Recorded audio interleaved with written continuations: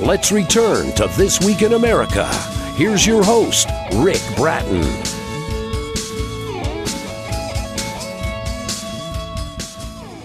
Welcome back, everybody, coast to coast, This Week in America. In this new spiritual fiction, The Attenuating Puritan by Robert McGuiness, you embark on a contemplative journey with our altruistic hero, a reflection of purity in words and deeds, yet occasionally marked by ancestral toxins. With unwavering conviction, he dances under the world's weight, marching into the unknown, his step marked by hope and staunch faith. Robert McGuiness was born in Bayshore, New York, graduated from Smithtown High School in 1972, made his way to the West Coast in 1976, and has made Northern California his home ever since. He's enjoyed being a back-to-the-lander and lived remotely off-grid. Currently, he's involved with the Oak Restoration Project, an association of the Josephine Porter Institute for Applied Biodynamics, and a member of the North American Lily Society. When not busy, he writes and studies and enjoys music. Also the author of Drop Calls, which we've discussed here on This Week in America. We welcome back author Robert McGuiness, his newest book, the mystical fiction, The Attenuating Puritan. Robert, welcome back to the program. Always a pleasure to have you with us. Thank you for joining us again. A pleasure to be here with you, Ray. I always like your books and your approach to things, and we talked about it with Drop Calls. You've done it again with The Attenuating Puritan. What inspired you to write this book? What themes do you hope to explore in the story? Well, I think you could look anywhere and find the themes in the story. When you look at the world that we live in today, it's really hard to put the angst from all the different sources onto a page. You know, and we look at the food not being proper and the water not being good, and how many especially children are on medications these days, and just the state of the condition, you know. And I wanted to make a character that was navigating through multiple issues and still not looking to put blame anywhere, still looking to do the best he could in his faith. So that's what I tried to put together, was a Puritan that has issues because of the world that he lives in. Boy, and there are so many problems that you address. You mentioned some I tackled in the book, The Attenuating Puritan by Robert McGuiness. His website is robertmcguinnessbooks.com. A link on our website, thisweekinamerica.us, and you can get more information and order both of the books there. And there's really good information available there on Robert's website. Let's talk a little bit more about the protagonist's journey. What drives his quest to restore the splendor of Eden? Where does this come from?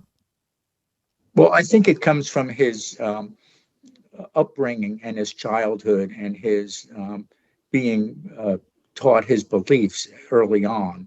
I mentioned early in the book that he had issues and they put him on psych meds. And he was maybe a little autistic, maybe a little ADHD, maybe a little obsessive compulsive. And so he may have gotten stuck in his belief system and singled out a single focus and then wasn't able to break free of it. So I think his entire life, or his entire journey, was driven by his teachings in his childhood, and then a combination with the medications that he was put on that kind of, maybe we might say, arrested development at that point. You know, yes. He never strayed from who he was, and it was a good thing that his belief system was in place, because he stayed true to his faith. But we might look at it as arrested development. Our guest is Robert McGuiness, back with us on This Week in America, talking about his new book, The Attenuating Puritan, book available wherever books are sold. Robert's website, robertmcguinnessbooks.com. While there, you can get information and order drop calls as well. If you're watching the video version, the Skype version with Robert, you'll see the book covers in the background, and both those are now available, and you can order wherever, Amazon, Barnes & Noble, or from Robert's website as well. How does your personal background and experiences shape your writing and the themes you explore in your work? Some of your childhood, some of you in the story. Well, it's very interesting because most of the places in the story are real, and some of them I've been to, many of them I haven't. All of the people are fictitious. But a lot of what I wrote about is I didn't experience firsthand, and I may have witnessed it. I was brought up Catholic, but at the same time, I was never on psych meds. But and in my day, there weren't many kids that were put on medications like they are today. Yes. So for me to observe this is more in recent history that I've observed children being put on psych meds, and then maybe even getting a little older. And I found many of them were confused and unable to make decisions. And that kind of bothered me. And to see so many of them, I think they say now 25% of the Americans are on these types of medications. And I really found that it's a horrific number. And then it made me wonder what's going on in the environment that we have this amount of people that need to be on medications. There has to be something underlying that. There has to be a root cause of it. And we can look at lots of different issues. Is alcohol's a big one, drugs are a big one. But I think that we also have lots of different types of proto-oncogenes that are being expressed, maybe due to technologies and things like that could not help a child develop properly. And I think that's where we end up with these tics and these mass amounts of people that need medications at this point.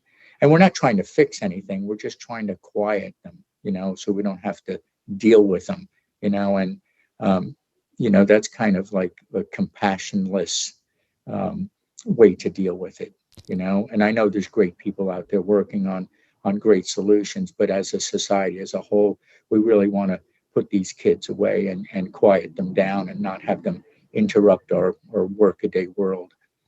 It's such a thought-provoking book, The Attenuating Puritan by Robert McGuiness, book available wherever books are sold. Again, robertmcguinnessbooks.com, a great place to get information. Order the book there as well. The book description mentions ancestral toxins. Can you explain what you mean by this and how it relates to the protagonist character? Well, when I say ancestral toxins, I don't even I believe that was someone commenting on my book that actually wrote that. But the fact is that we were in the footsteps of our parents and our grandparents, and since we went through the mechanical age, and then we entered the industrial age, and each one of those industries that is catering to the 8 billion people on the planet right now create a lot of waste, and not just waste, because there's ways to deal with clean waste, but toxic waste. So when we're building weapons and when we're doing things like that, we really have a lot of casualties that are not war related, but they're industry related. And those are the toxins that I was talking about. When we were mining, we were leaving tailings in the rivers, and a lot of those were highly toxic. And you can take any product that's mass manufactured right now and realize that it has a downside to it as well. So those are the kinds of things that I was talking about. Robert McGuiness, our guest. The book is The Attenuating Puritan. What role does spirituality play in your writing, and how does it influence the creative process that you go through? That's a really good question, and that might be tough to answer. Uh, I feel like we're all spiritual creatures, Yes. and I feel like a lot of times when we look at, what the Puritan says several times in the book is, the struggle is not to survive, the struggle is not to kill. And if you think about that in terms of not killing the smallest and what we would consider the most insignificant life forms, if we try not to kill those, we really embrace our spirituality. And, that has to do with washing your hands and using bug sprays and all those things that you just do on a daily basis. I think we need to look at the um, life itself as what is sacred and embrace all those other life forms, even if we're not uncomfortable with them. But I think that is really um, the real spirituality if we embrace all of those different life forms and remove ourselves from the pedestal we've put ourselves on. I think that's how we really thank God for the lives we are all given. Yes. So important, this book and the thought process that Robert goes through in writing it, and what your response will be as a reader, and how you take the Attenuating Puritan and take the lessons in there and use those in real life. Good news, I understand, Robert. The book's now available in 18 countries, so this is going to be something that's going to be touching people literally worldwide. Well, I believe that the publishers and Amazon are willing to ship it to all of the countries in the world. Um, what happened recently is that we had a press release that expanded 18 countries. So it should get a little secondary nudge, maybe Yes. even a tertiary nudge. And I really want to reach out to the rest of the world and tell them to join in on the quest to make the Garden of Eden pristine and embrace all of the life, and encourage your local book dealers to get translations so you can share it with your neighbors and your fellow humans. It's so important that this is a universal movement and get everybody working on the same page with the same goal, and we all benefit from doing that. As someone who has lived off the grid, how do you think your experiences with nature have influenced your writing and the themes that you explore? What impact has off the grid had on you as a person, you as a writer? Um, that's another really good question. Is To tell you the truth is, um, we had an accident in my family, and I was forced to move into town. But before that, is I rarely lived on the grid. I enjoyed my time in the woods. Um, to me, all of it was sacred, and I try to carry that with me. Yes. A very important part of who you are, and Robert's writing this book, The Attenuating Puritan. Drop Calls was the first book, and we talked about that. You'll find that interview in our archives, and you can Google it and find it as well. And I'll get information on both books on Robert's website. Tell us more about the Oak Restorations Project and how it relates again to your writing and your interest. What is that all about? Well, that's an interesting a part of my life right now. Is I have some property, and it was it was an idea that I had on my own, was to restore the property. Um, and we look at restoration as maybe it's not actually what we want to believe that it was. Maybe, the idea of restoring it to the Garden of Eden might not actually be accurate. But for years, the Native Americans could live on the land, and they could eat acorns, and they could eat the lupin, and they could eat manzanita and things like that. And as we went into a more um, money-based economy, the oaks became a byproduct of it, and the forests were turned into lumber machines. and a lot of Douglas fir in particular was grown as timber, which is great strength, tensile strength for building. It's a fine tree, but it overshadowed the oak savannas that they called them. And the oak savannas had not only the food available on the ground level, but it had intermediate levels such as the berries, the manzanita berries and the lupins and stuff. And then it had food from the canopy. And the Indians managed this property and got all their food off of it. When the furs are gone and there's no dense, dark woods, the animals come out. And when there's acorns for them to eat, then we have more game in the first place. But take the game out of the picture, and the acorns themselves are a tree that was here, as far as we know, man was here for 12 to 20,000 years ago, and he ate off of those trees. They're fireproof. They don't need irrigation.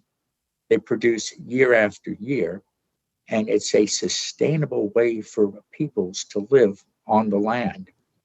The fir forests don't provide the food, nor do they provide the food for animals. So you end up with a deep, dark woods with nothing to eat. And then you need to cut the woods and go to town and buy some processed food and Yes. return to your homestead.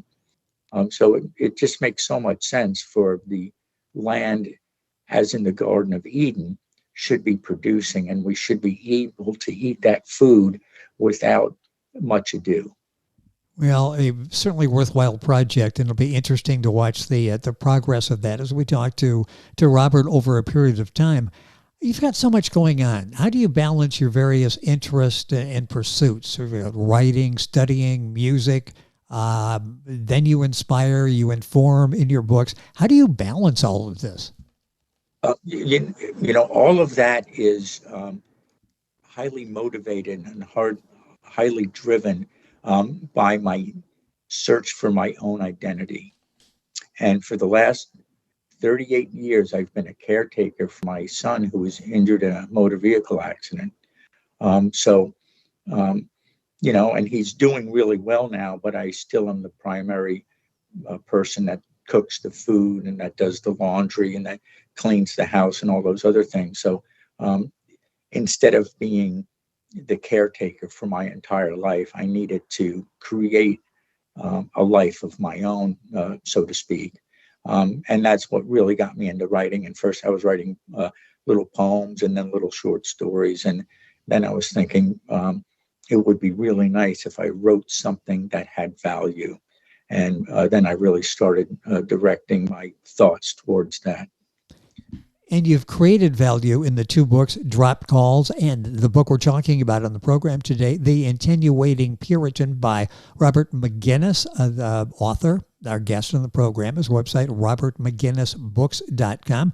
Direct link on our website, thisweekinamerica.us. This book is so well done and touches so many different topics of importance.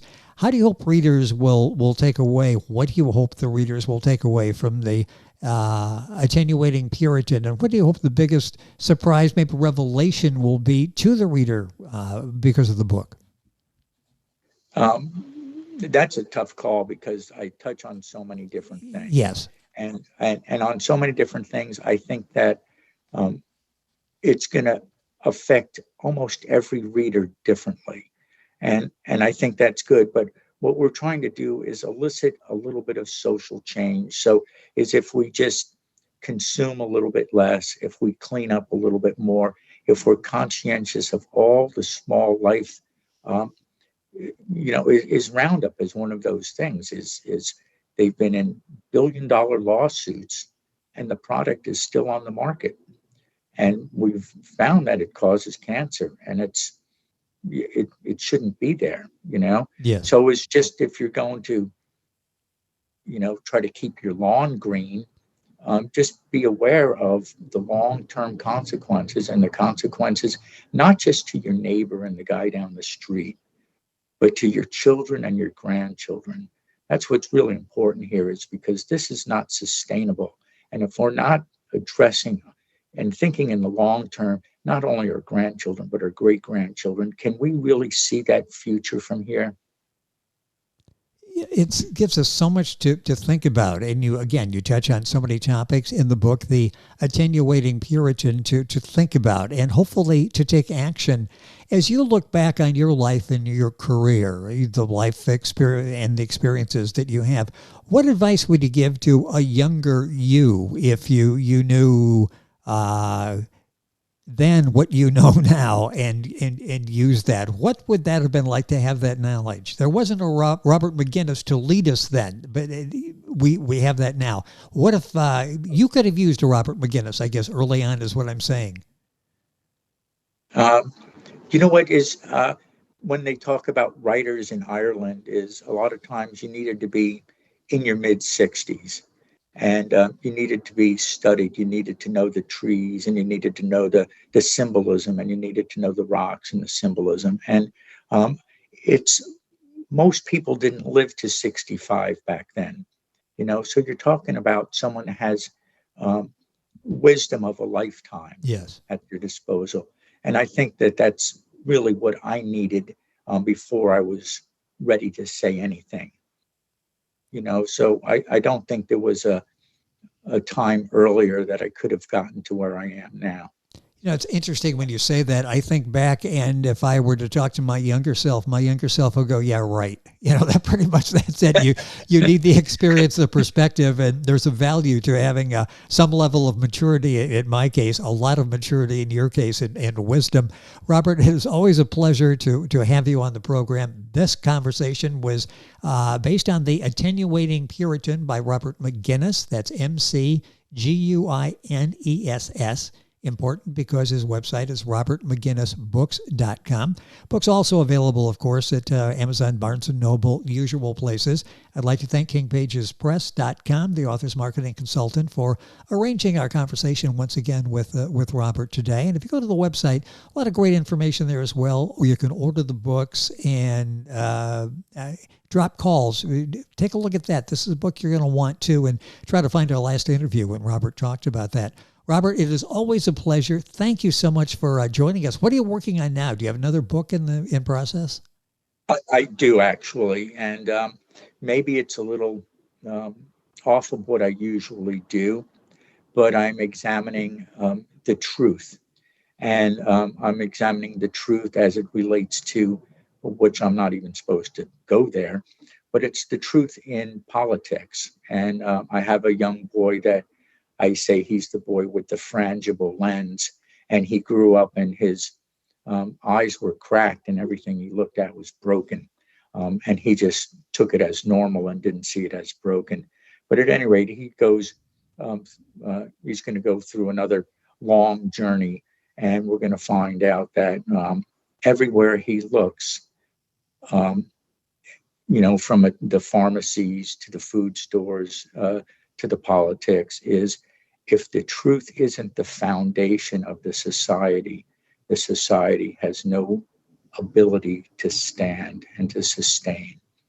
And we really need to think deep about that, because we've lived with lies for too long. And from the saying the oath, or saying a prayer, or trusting in God, or the value of $1, or the weight of a product, is if the trust isn't in any of those things, we don't have anything. So one person or a couple of people can't just start undermining the value of the truth as it relates as the standard Yes. of all things that were built off of it. And now we have the ability to sway the Senate or the Congress or the Supreme Court or justice itself. And as if we don't shore up the meaning of the value of truth, we have no future. It sounds like a fascinating read, and I'm looking forward to that, and hopefully having a discussion about that as well. I always like the books, the approach that you take. You get us thinking when it's over with, and I love that. Drop Calls, the first book. This book, The Attenuating Puritan. Robert McGuiness, our guest. The website, robertmcguinnessbooks.com. Robert, as always, a pleasure. Please stay in touch. Love to do it again. Thank you for being with us on the program.